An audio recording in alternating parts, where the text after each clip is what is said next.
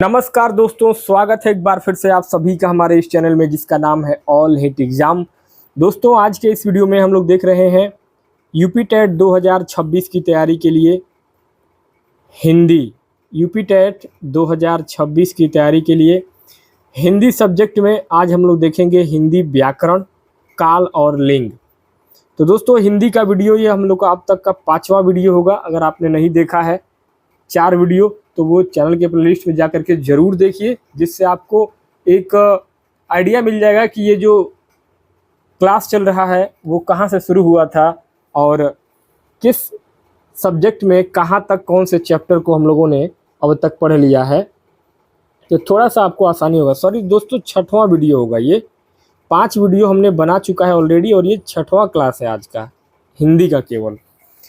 तो हिंदी के इस सीरीज में हम लोग आज देख रहे हैं काल और लिंग। दोस्तों, वैसे तो मैं बता दूं आपको, हिंदी एक ऐसा सब्जेक्ट है जो कि लगभग सभी प्रकार के एग्ज़ाम में आता है। ऑल स्टेट के जितने भी एग्ज़ाम हैं, चाहे वो आपके टेट के हों या सी टेट के हों या फिर आपके यूपीपी, यूपीएसआई या यूपी ट्रिपल एससी या यूपीएससी, हर जगह आपका हिंदी पूछा जाता है। तो दोस्तों, आप इस वीडियो को अगर देखते हैं तो ये सभी प्रकार के एग्ज़ाम के लिए बहुत हेल्प करेगा आपकी तैयारी करने में। तो चलिए स्टार्ट करते हैं। हिंदी में काल यानी टेंसेस क्या है, टेंस क्या होता है, काल क्या होता है, शुरू करेंगे बहुत बेसिक से। दोस्तों, काल से क्रिया के संपन्न होने, उसके घटने, उसकी पूर्ण अपूर्ण अवस्था एवं स्थिति का पता चलता है। कार्य करने या होने का समय बताने वाली क्रिया ही काल कहलाती है। ठीक है, बहुत स्पष्ट शब्दों में है दोस्तों। यानी कि काल क्या है? काल का मतलब यह है कि कोई भी काम होने का जो एक वक्त है, एक टाइम है, उसको जो क्रिया बता रही है वही काल कहलाती है। जैसे कि एग्जाम्पल के तौर पे आपको और स्पष्ट समझ में आएगा, बच्चे खेल रहे हैं, ये क्या है? वर्तमान काल है। यानी अंग्रेजी में देखेंगे तो ये प्रेजेंट टेंस है दोस्तों। ठीक है, तो अंग्रेजी में तो नहीं देखेंगे क्योंकि हिंदी का क्लास है तो हिंदी में ही समझेंगे। दूसरा होता है आपका बच्चे खेल रहे थे, यानी कि भूतकाल, पास्ट टेंस। तीसरा होता है आपका बच्चे खेलेंगे, भविष्यत काल, यानी कि फ्यूचर टेंस।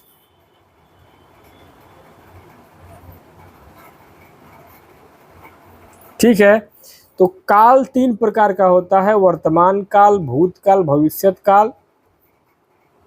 अब देखते हैं, देखिए काल के प्रकार, पहला वर्तमान, दूसरा भूत, तीसरा भविष्यत। अब इसको बारी बारी से एक्सप्लेन करते हुए चलेंगे कि वर्तमान काल क्या होता है, प्रेजेंट टेंस वर्तमान काल क्या है।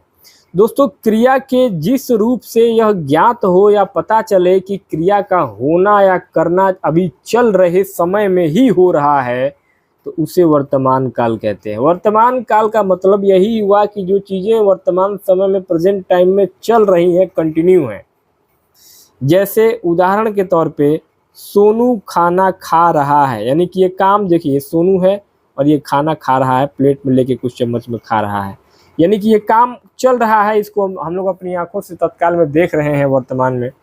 बच्चे सो रहे हैं, यानी कि बच्चे लेटे हुए हैं, बिस्तर पे सो रहे हैं, तो ये सब हम देख पा रहे हैं अपनी आंखों से वर्तमान समय में। तो ये क्या है? वर्तमान काल है। वर्तमान काल का जो है वो 4 प्रकार से हम वर्तमान काल को बांटते हैं। ठीक है, पहला आता है आपका सामान्य वर्तमान काल, दूसरा आता है आपका अपूर्ण वर्तमान काल, तीसरा आता है आपका पूर्ण वर्तमान काल और चौथा आता है आपका संदिग्ध वर्तमान काल। अब इन चारों को बारी बारी से समझते हैं डिटेल में कि कौन क्या है। दोस्तों, सबसे पहले सामान्य काल को देखते हैं, सामान्य वर्तमान काल को। सामान्य वर्तमान काल क्रिया के जिस रूप से उसके वर्तमान काल में सामान्य रूप से होने का बोध हो उसे सामान्य काल कहते हैं। उदाहरण के लिए जैसे कि बच्चे विद्यालय पढ़ने जाते हैं, ठीक है। कोहली क्रिकेट का अच्छा खिलाड़ी है। ये क्या है? यह क्रिया के वर्तमान रूप में सामान्य रूप से होने का बोध करा रहा है, तो ये क्या है? सामान्य वर्तमान काल है। अच्छा, इन वाक्यों में क्रियाएं सामान्य रूप से वर्तमान काल में हो रही हैं, अतः ये सामान्य वर्तमान काल की क्रियाएं हैं। उम्मीद करता हूँ आपको सामान्य वर्तमान काल बहुत अच्छे से समझ में आ गया होगा। अब देखते हैं दूसरा पॉइंट है आपका अपूर्ण वर्तमान काल। अपूर्ण वर्तमान काल मित्रों, जब कार्य वर्तमान काल में आरंभ होकर पूर्ण न हुआ हो उसे अपूर्ण वर्तमान काल कहते हैं। उदाहरण के तौर पर माताजी खाना बना रही हैं, बच्चे पानी में खेल रहे हैं। इन वाक्यों में कार्य पूरा नहीं हुआ है, वो अभी जारी है, तो ये क्या है? अपूर्ण वर्तमान काल की क्रियाएं हैं, ठीक है। यानी माताजी खाना बना रही हैं, कब तक खाना बनाएंगी इसका कोई सीमा निर्धारित नहीं है। बच्चे पानी में खेल रहे हैं, कब से खेल रहे हैं और कब तक खेलेंगे कंप्लीट नहीं है। अब आता है तीसरा अब आता है आपका पूर्ण वर्तमान काल। जब कार्य वर्तमान समय में ही पूर्ण हो जाए तो उसे पूर्ण वर्तमान काल कहते हैं। दोस्तों, जैसा कि पहले ही लिखा गया है पूर्ण मतलब क्या? कंप्लीट। उदाहरण के तौर पे माता जी ने खाना बना दिया है, यानी कि खाना बनके रेडी है, यानी कि अब दोबारा खाना नहीं बनाना है, मतलब कि खाना वाला काम क्या है? कंप्लीट है, पूर्ण है। दूसरा है बच्चे पानी से बाहर आ गए हैं, यानी कि बच्चे पानी से नहा करके बाहर आ गए हैं, तो यानी कि ये काम जो है वो पूर्ण हो गया है, ये काम कंप्लीट हो गया है, वर्क कंप्लीट हो गया है। इन वाक्यों में कार्य वर्तमान समय में पूरा हो गया है, तो ये पूर्ण वर्तमान काल की क्रियाएं कहलाती हैं। अब चौथा आता है संदिग्ध वर्तमान काल। संदिग्ध वर्तमान काल क्या होता है? संदिग्ध वर्तमान काल जिस क्रिया के वर्तमान काल में होने के बारे में संदेह या अनिश्चितता हो उसे संदिग्ध वर्तमान काल कहते हैं। उदाहरण के लिए माताजी अभी खाना बना रही होगी, बच्चे पानी में खेल रहे होंगे। तो क्या है? इन वाक्यों में क्रियाओं के होने में संदेह की स्थिति है, मतलब कि स्पष्ट नहीं है कि माताजी खाना बना ही रही होंगी या बच्चे पानी में खेल ही रहे होंगे। ये दोनों जो है आपका स्पष्ट नहीं है, मतलब कि संदिग्ध है, इसमें डाउट है, बस इसमें संभावना जताया जा रहा है कि हाँ ऐसा हो रहा होगा। तो ये क्या है? संदिग्ध वर्तमान काल की क्रियाएं हैं, मतलब कि यहाँ पे संदिग्ध है, डाउट है, ठीक है।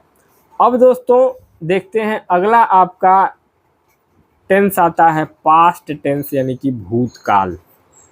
भूतकाल बहुत बेसिक है, आप लोग बहुत अच्छे से समझे होंगे, पढ़े होंगे। बीते हुए समय में कार्य होने का बोध कराने वाली क्रिया का रूप भूतकाल कहलाता है। मतलब कि जो चीज़ें हमसे पीछे छूट चुकी हैं, मतलब जो हमारा समय गुजर चुका है, वापस लौट के नहीं आएगा, जो बीत चुका है, उस समय को हम भूतकाल कहते हैं, पास्ट टेंस कहते हैं। जैसे कि मेरा दोस्त मुंबई चला गया, यानी कि मेरा दोस्त मुंबई चला गया, वो समय बीत गया, अब वो मुंबई से दोबारा आएगा तो कब आएगा? तो वो भविष्य में आएगा। लेकिन चला गया का मतलब क्या है? कि वो समय चला गया, यानी कि भूतकाल में वो चीज़ें बीत गई। पिताजी ने घर बनाया था, तो पिताजी ने घर बनाया था, घर बन के रेडी है, और ये पिताजी ने जो हमारे घर बनाए थे ये भूतकाल में घर बना था, पास्ट टेंस में घर बना था। वर्तमान में केवल पेंटिंग होगा, साफ सफाई होगा, और भविष्य काल में कभी अगर ज़रूरत पड़ेगी तो फिर दोबारा उसी घर को मरम्मत करा करके नया घर बनाया जाएगा।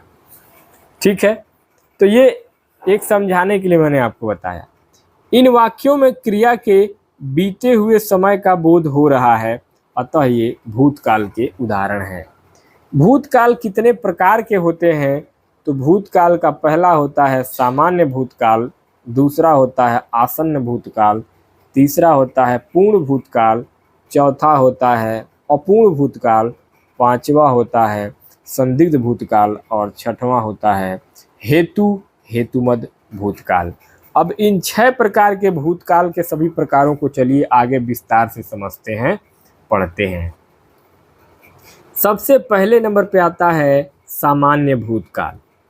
सामान्य भूतकाल के अंतर्गत क्रिया के जिस रूप से काम के सामान्य रूप से बीते समय में पूरा होने का बोध हो, उसे सामान्य भूतकाल कहते हैं।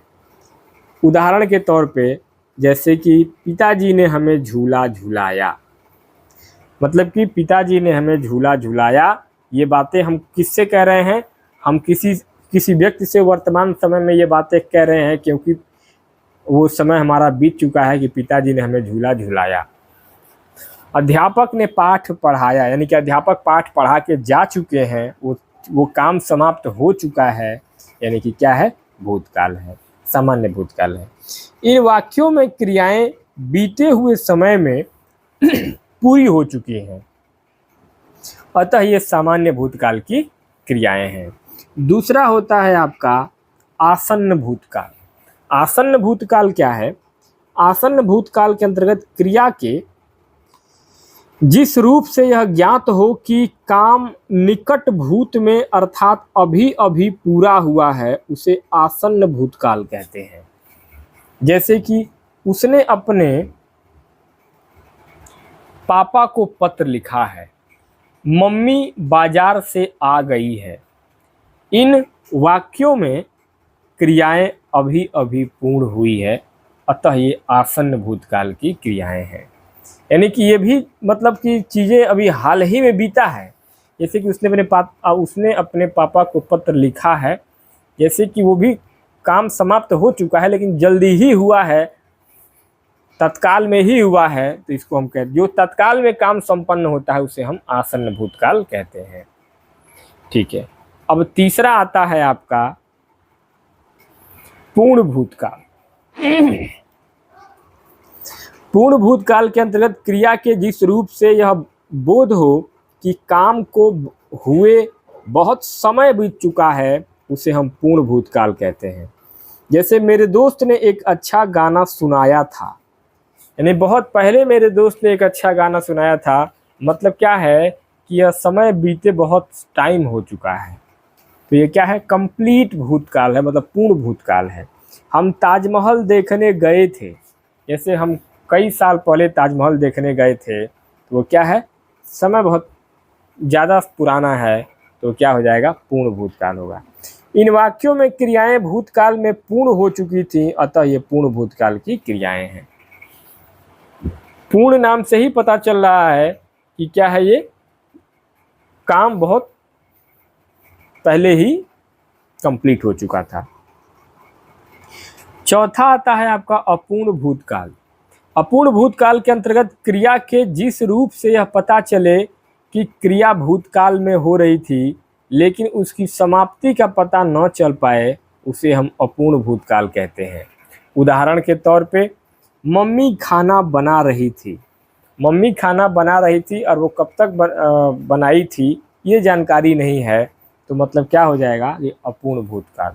बच्चे पानी में तैर रहे थे, सपोज दैट, ये आपको ऐसे समझना है, जैसे मान लीजिए कि आप कहीं गए किसी पार्टी फंक्शन में, आपने वहाँ देखा कि हाँ ये कोई हलवाई खाना बना रहा है, कोई आदमी डांस कर रहा है, उसके बाद से आप वहाँ से चले आए, पार्टी उस समारोह से आप चले आए घर पे, और घर पे आके आप जो है किसी से कह रहे हैं अपने परिवार के मेंबर से कि वहाँ पे जो है कोई आदमी खाना बना रहा था, कुछ लोग डांस कर रहे थे। तो अब वो लोग, चूँकि आप उस पार्टी से बहुत जल्दी चले आए हैं, तो आपको अब आप ये कंफर्म नहीं कह सकते हैं कि वो डांस कब तक चलेगा या वो खाना बनाने वाला कब तक खाना बनाएगा, तो आपके नज़र में वो चीज़ें स्पष्ट नहीं है, यानी कि क्या है, अपूर्ण भूतकाल है, तो उसको हम अपूर्ण भूतकाल कहते हैं। तो इन वाक्यों में क्रिया के अतीत में शुरू होकर अभी तक पूर्ण न होने का बोध हो रहा है, तो यहाँ पे क्या है, अपूर्ण भूतकाल की क्रियाएं हैं। अब अगला आता है आपका 5वां, संदिग्ध भूतकाल। संदिग्ध से ही पता चल रहा है कि इसमें डाउट है। तो भूतकाल की जिस क्रिया के करने या होने में संदेह हो, उसे हम संदिग्ध भूतकाल कहते हैं।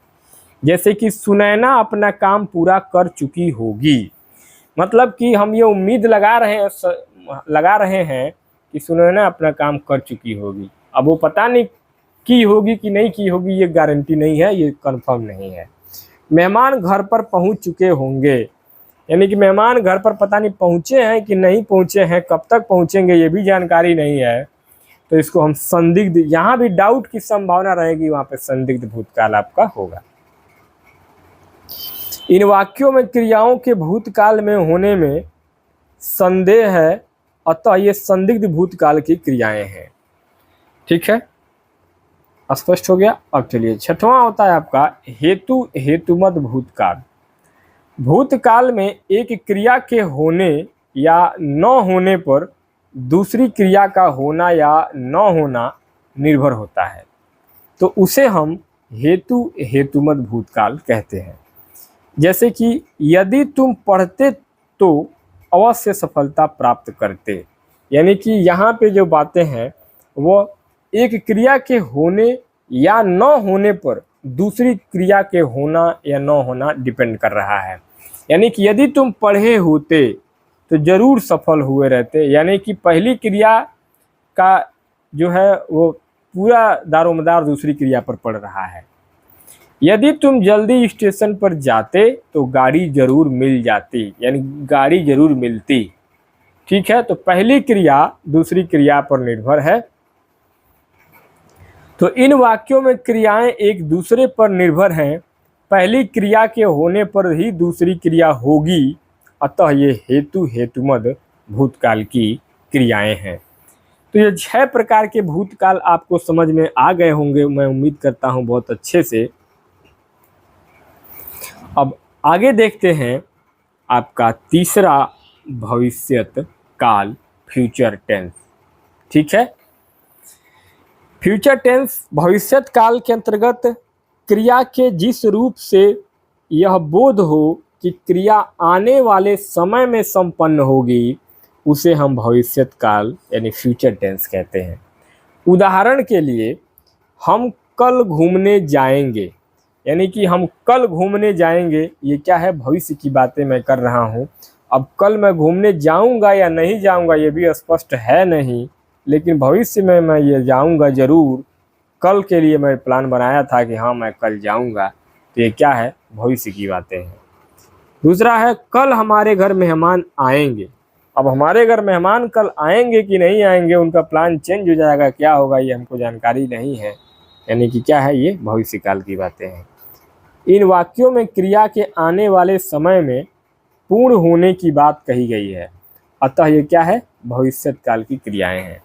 भविष्यत काल कितने प्रकार के होते हैं, तो 3 प्रकार के भविष्यत काल होते हैं। पहला होता है आपका सामान्य भविष्यत काल, दूसरा होता है आपका संभाव्य भविष्यत काल, और तीसरा होता है आपका हेतुमत भविष्यत काल। अब चलिए इन तीनों को डिफाइन करते हैं। पहला, सामान्य भविष्यत काल क्या है।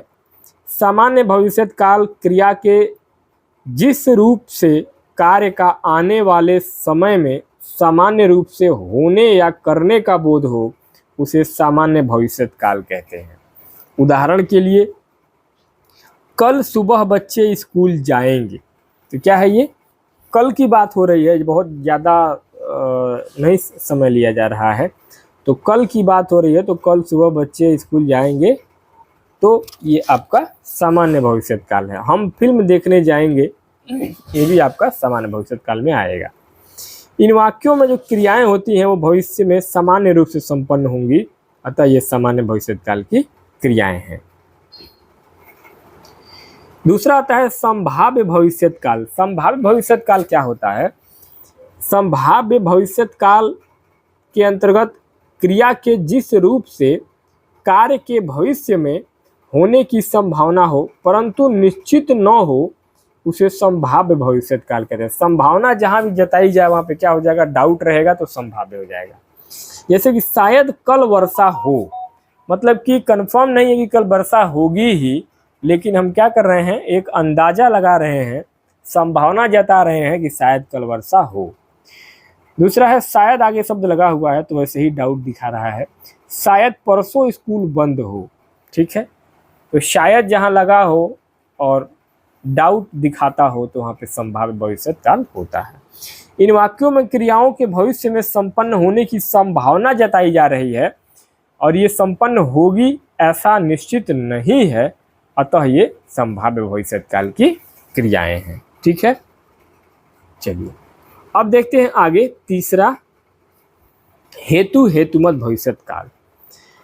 हेतु हेतुमत भविष्यत काल के अंतर्गत इस काल के वाक्य में एक क्रिया का होना दूसरी क्रिया पर निर्भर होता है, अर्थात क्रिया किसी अन्य क्रिया के होने पर ही संपन्न होगी। इससे हम हेतु हेतुमत भविष्यत काल कहते हैं। उदाहरण के तौर पर, यदि तुम परिश्रम करोगे तो अवश्य सफल होगे। यदि भूकंप न होता तो सब कुछ ठीक रहता। यानी कि एक क्रिया का जो प्रभाव है वो दूसरी क्रिया पर भी पड़ रहा है, और एक क्रिया जब होगी तभी दूसरी क्रिया संपन्न होगी। तो ये आपका हेतु हेतुमत भविष्य काल है। इन वाक्यों में एक क्रिया का होना दूसरी क्रिया पर निर्भर है, अतः ये हेतु हेतुमत भविष्यत काल की क्रियाएं होती हैं। ठीक है, चलिए अब देखते हैं दोस्तों लिंग क्या है, जेंडर क्या होता है। एक परिचय देखिए जेंडर का। संज्ञा के जिस रूप से किसी वस्तु के पुरुषत्व या स्त्रीत्व का बोध हो उसे लिंग कहते हैं, जेंडर कहते हैं। जैसे कि पति पत्नी, रात दिन, घोड़ा घोड़ी आदि। लिंग के प्रकार, लिंग दो प्रकार के होते हैं। पहला पुल्लिंग मस्कुलाइन और दूसरा स्त्रीलिंग यानी कि फेमिनाइन। पुल्लिंग क्या होता है मित्रों? पुल्लिंग जिन शब्दों से पुरुष जाति का बोध होता है उन्हें हम पुल्लिंग शब्द कहते हैं। जैसे कि पिता, भाई, लड़का, पेड़, सिंह, शिव, हनुमान, बैल आदि। ये सब क्या है? ये पुल्लिंग शब्द के अंतर्गत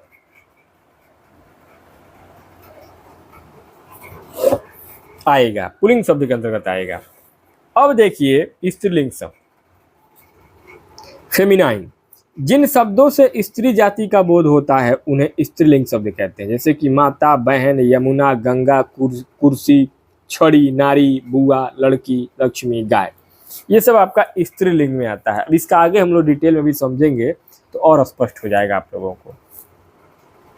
देखिए पुल्लिंग को हम पहचानेंगे कैसे कि पुल्लिंग कौन सा शब्द पुल्लिंग है और कौन सा जो है वो स्त्रीलिंग है। इसके कुछ नियम होते हैं। जैसे कि पहला है, शरीर के कुछ अंग होते हैं जिनको हम पुल्लिंग में ही उसको काउंट करते हैं। जैसे कि हाथ, पैर, नाक, कान, दांत, सिर, ये सब आपके पुल्लिंग में आएंगे। वहीं अगर बात की जाएगी जल और थल भागों के कुछ नाम जो हैं वो पुल्लिंग होते हैं। जैसे कि घर, देश, सरोवर, सागर, नगर, ग्राम आदि।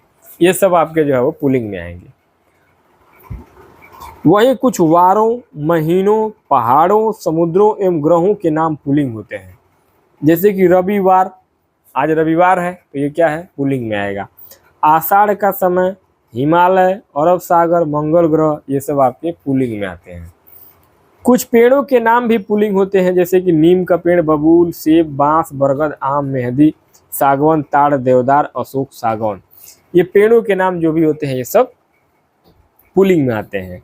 कुछ समूहों के नाम जैसे कि झुंड, दल, परिवार, मंडल, समुदाय, संघ तथा वर्ग, ये सब आपके किस में आते हैं? ये सभी आपके पुल्लिंग में आते हैं। ठीक है, चलिए नेक्स्ट आगे। अब पुल्लिंग के पहचान के कुछ और तरीकों को देखते हैं। जैसे कि वाहनों के नाम, जैसे कि तांगा जो बहुत पहले चला करता था, घोड़ा से तांगा चलता था। फिर उसके बाद से बस, जहाज, स्कूटर, ट्रक, इंजन तथा इसके कुछ अपवाद हैं जैसे कि गाड़ी और मोटर। गाड़ी और मोटर ये आपका जो है स्त्रीलिंग में आएगा, बाकी ये जितने भी वाहन हैं ये सब आपके पुल्लिंग में आते हैं। ठीक है। सब्जियों के नाम जो होते हैं जैसे आलू, टिंडा, कटहल, खीरा, बैगन, टमाटर, प्याज, अदरक, पेठा, नींबू, ये सब के सब आपके जो है सब्जियों के नाम पुल्लिंग में आएंगे। लेकिन इसके भी कुछ अपवाद हैं जैसे तोरी, फली, मूली और गाजर, ये स्त्रीलिंग में आता है। ठीक है। तो जो अपवाद हैं उसको मैंने लाल में, रेड कलर में आपको बता दिया है। अच्छा, ग्रह नक्षत्रों के नाम सूर्य, चंद्रमा, बुध, शुक्र, बृहस्पति, शनि, ये सब के सब जो हैं आपके किस में आते हैं? पुल्लिंग में आते हैं। लेकिन हमारा जो पृथ्वी है एकमात्र अपवाद है जो कि स्त्रीलिंग में आता है, पृथ्वी जिस पे हम रहते हैं। बाकी सभी ग्रह के नाम जो है वो पुल्लिंग में आएंगे। अनाजों और धातुओं के नाम भी पुल्लिंग होते हैं जैसे गेहूं, चावल, मक्का, बाजरा, साबूदाना, चना, मटर, लोहा, तांबा, सोना आदि, ये सब के सब जो है आपके पुल्लिंग में आते हैं। द्रव पदार्थों के नाम भी पुल्लिंग होते हैं जैसे कि घी, तेल, दूध, दही, पानी, ये सब के सब आपके जो है पुल्लिंग में आते हैं। रत्नों के नाम भी पुल्लिंग होते हैं जैसे हीरा, पन्ना, नीलम, पुखराज, मोती, ये सब आपके पुल्लिंग में आते हैं। ठीक है। तो पुल्लिंग जो है आपको बहुत अच्छे से समझ में आएगा कि कौन से शब्द पुल्लिंग में आते हैं। चलिए अब देखते हैं दोस्तों स्त्रीलिंग की पहचान के नियम। स्त्रीलिंग शब्द कैसे आप पहचानेंगे? तो यहाँ नदियों, तिथियों तथा भाषाओं के नाम स्त्रीलिंग होते हैं जैसे गंगा, यमुना, सप्तमी, अष्टमी, हिंदी, ये सब आपके स्त्रीलिंग शब्द हैं। शरीर के कुछ अंग जैसे अंगुली, आँख, गर्दन, छाती, जीभ, जांघ, कलाई, हथेली, ये सब के सब जो सब शरीर के अंग हैं ये सब आपके स्त्रीलिंग में आते हैं। तिथियों के नाम एकादशी, पंचमी, द्वादशी, पूर्णिमा, अमावस्या, जितनी तिथियां होंगी ये सब स्त्रीलिंग में आती हैं। संस्कृत के कुछ पुल्लिंग शब्द हिंदी में स्त्रीलिंग होते हैं जैसे कि वायु, संतान, आत्मा, वस्तु, मृत्यु, अग्नि, महिमा, पुस्तक, ये सभी संस्कृत के शब्द जो है पुल्लिंग में आते हैं। लेकिन हिंदी में अगर इसका इस्तेमाल करेंगे तो स्त्रीलिंग बन जाता है। अब आगे देखते हैं जिन शब्दों में आई, वट और हट प्रत्यय अगर लगा होता है तो वे मैक्सिमम प्रायः स्त्रीलिंग ही होते हैं जैसे कि सिलाई, खटाई, चारपाई, घबराहट, बनावट, सजावट। तो जिन भी शब्दों के अंत में आई, वट और हट लगा हो तो हमेशा वो लगभग प्रायः स्त्रीलिंग शब्द ही होता है। अब आगे देखते हैं पुल्लिंग से स्त्रीलिंग बनाने के नियम। आ प्रत्यय जोड़ करके सबसे पहले हम पुल्लिंग से स्त्रीलिंग बनाते हैं। जैसे कि अध्यक्ष अगर लिखा है तो आ प्रत्यय लगा देंगे तो अध्यक्षा आपका स्त्रीलिंग हो जाएगा। अपराजित लिखा है तो अपराजिता आपका स्त्रीलिंग हो जाएगा। प्रिय लिखा है तो आ लगा देंगे प्रिया स्त्रीलिंग। अनुज लिखा है आ लगा देंगे अनुजा तो आपका पुल्लिंग से स्त्रीलिंग हो जाएगा। मूर्ख पुल्लिंग है मूर्खा स्त्रीलिंग हो जाएगा। अब ई प्रत्यय जोड़ करके हम स्त्रीलिंग कैसे बनाते हैं पुल्लिंग से स्त्रीलिंग। हिरन लिखा है तो अगर हिरनी ई प्रत्यय लगा देंगे तो ये क्या हो जाएगा? स्त्रीलिंग हो जाएगा। बेटा पुल्लिंग है, बेटी स्त्रीलिंग है। देव पुल्लिंग है और देवी आपका स्त्रीलिंग है, तो इसमें ई प्रत्यय लगा करके हम पुल्लिंग से स्त्रीलिंग बनाए हैं। अब नी प्रत्यय जोड़ करके हम कैसे बनाते हैं पुल्लिंग से स्त्रीलिंग? देखिए पति लिखा है तो पत्नी आपका पति पुल्लिंग है, पत्नी आपका नी प्रत्यय लगा है तो क्या हो जाएगा? स्त्रीलिंग हो जाएगा। सिंह लिखा है पुल्लिंग तो सिंह का सिंहनी हो जाएगा आपका स्त्रीलिंग, नी हमने जोड़ दिया आगे। सरदार का सरदारनी, चोर का चोरनी, तो ये आपका नी प्रत्यय जोड़ करके हम स्त्रीलिंग बनाते हैं। नेक्स्ट आगे, अब आगे चौथा है इन प्रत्यय जोड़ करके हम कैसे पुल्लिंग से स्त्रीलिंग बनाते हैं। जैसे कि नाग लिखा है तो नाग के आगे इन लगा देंगे नागिन तो ये आपका स्त्रीलिंग हो जाएगा, पुरुष पुल्लिंग का स्त्रीलिंग हो जाएगा।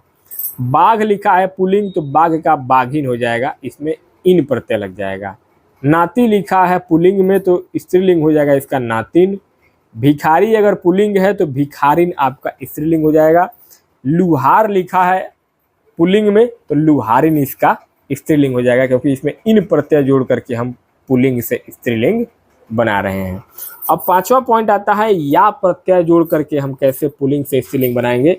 जैसे कि बंदर पुल्लिंग है तो इसका स्त्रीलिंग आपका बंदरिया हो जाएगा। डिब्बा लिखा है पुल्लिंग तो डिब्बा का या प्रत्यय लगाएंगे तो यहाँ पे या आगे जोड़ देंगे तो डिब्बा का डिबिया आपका स्त्रीलिंग हो जाएगा। गुड्डा लिखा है तो गुड्डा का गुड़िया आपका स्त्रीलिंग हो जाएगा। लोटा पुल्लिंग है लुटिया स्त्रीलिंग है। कुत्ता पुल्लिंग है कुतिया आपका स्त्रीलिंग है। चीड़ा आपका पुल्लिंग है और चिड़िया आपका स्त्रीलिंग हो जाएगा। अब छठवां पॉइंट आता है आपका इका प्रत्यय जोड़ करके। शिक्षक लिखा है तो इसका शिक्षिका जो है वो स्त्रीलिंग शब्द हो जाएगा, शिक्षक आपका पुल्लिंग शब्द है। अध्यापक पुल्लिंग है अध्यापिका यहाँ इका लग जाएगा तो ये आपका स्त्रीलिंग हो जाएगा। गायक पुल्लिंग है गायिका स्त्रीलिंग है। सेवक पुल्लिंग है सेविका आपका स्त्रीलिंग है। तो कुछ इस प्रकार से हम लोग जो है पुल्लिंग से स्त्रीलिंग बनाते हैं। इन सभी प्रत्यय को आगे पीछे जोड़ करके। प्रत्यय का मतलब होता है शब्द के अंत में जोड़ना और उपसर्ग का मतलब होता है शब्द के पहले जोड़ना। ठीक है, तो दोस्तों इस प्रकार से इस वीडियो में हम लोगों ने आज देखा है काल, टेंस और लिंग, जेंडर की सभी चीज़ों को बहुत डिटेल में बारीकी से हम लोगों ने एक एक चीज़ों को समझा है और बताया है। उम्मीद करता हूँ काल का ये, टेंस का और लिंग का पूरा ग्रामर का, हिंदी व्याकरण का ये वीडियो आपको बहुत अच्छा लगा होगा। हिंदी एक ऐसा सब्जेक्ट है मित्रों जो सभी प्रकार के एग्जाम में पूछा जाता है। चाहे आप यूपी टेट की तैयारी करते हो, सीटेट की तैयारी करते हो, पूरे भारत में किसी भी प्रकार के एग्ज़ाम की प्रिपरेशन अगर आप कर रहे हैं तो हिंदी आपके लिए कंपलसरी है। तो इसी के साथ इस वीडियो को यहीं पे समाप्त करते हैं। मिलते हैं नेक्स्ट सब्जेक्ट में नए वीडियो के साथ। तब तक के लिए बहुत बहुत धन्यवाद।